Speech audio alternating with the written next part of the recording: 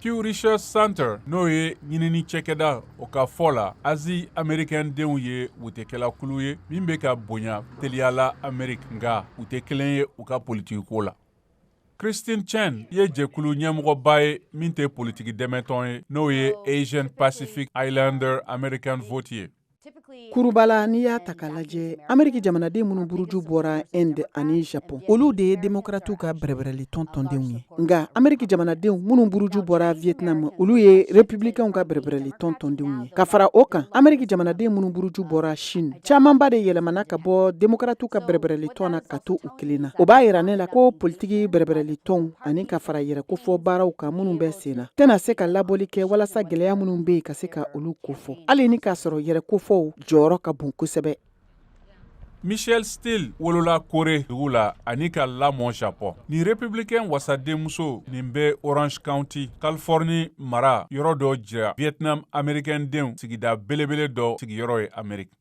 A nafa ka bon ka wuli ka taa jamakulu yɔrɔ ka se u ma siraw kan minnu tɛ kelen ye i n'a fɔ misaliya Ameriki jamanadenw minnu bɛɛ lajɛlen buruju bɔra Vietnam Yodɛ robu n'o ye Vietnamiens ka donfini ye 5 de bɛ ne bolo n'i ye olu ka fini don Philippines jamanaden minnu sigilen don yan olu ka donfini min b'i wele ko sari n'i y'o don i k'a dɔn k'a fɔ n'i ye nin ko ninnu bɛɛ lajɛlen kɛ u b'a dɔn yɔrɔnin kelen k'a fɔ k'e y'u dɔ ye. Steele ko ale n'a dɛmɛbagaw ye da 190 ni kɔ gosi a ka kalata segini yɛrɛkofɔ senfɛ a san 2 ye nin ye.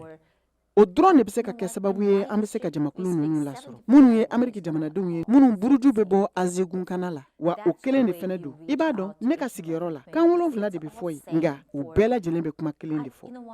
Ni da yɛrɛkofɔ ni nafa ka bon kɛrɛnkɛrɛnna Asie wotekɛlaw bolo minnu ka ca ni 100 saradala 70 ye baarakɛ ni wote sɛbɛnw ye minnu bɛ ci pataki fɛ ani ka wote joona san 2020 kɔnɔ Christine Chen ka fɔ la.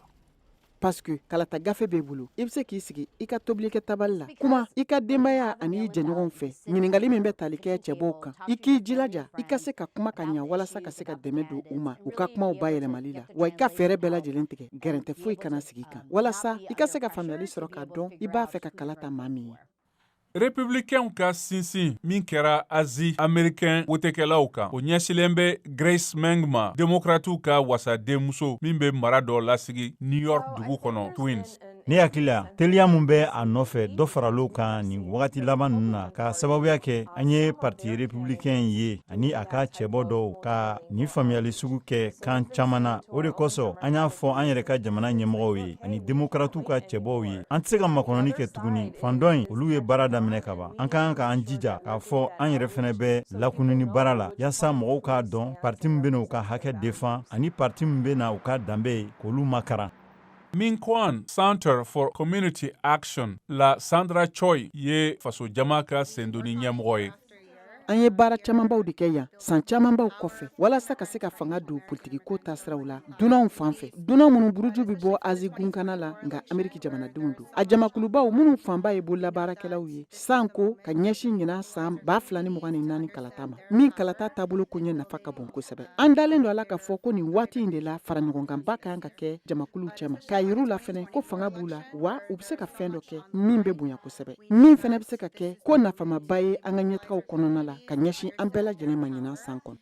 Pew Research ka jateminɛ nin y'a jira ko Asie Amérique mɔgɔ miliyɔn 15 bɛna se ka wote Novembre kalo la. U tilancɛ ni kɔ sigilen bɛ mara 5 dɔrɔn de la: Californie, New York, Texas, Hawaii ani New Jersey. Nin ye Scott Stern, VOA kunnafonidi lasigiden ka kibaruya ye. Mohamed Touré ka bayɛlɛma la.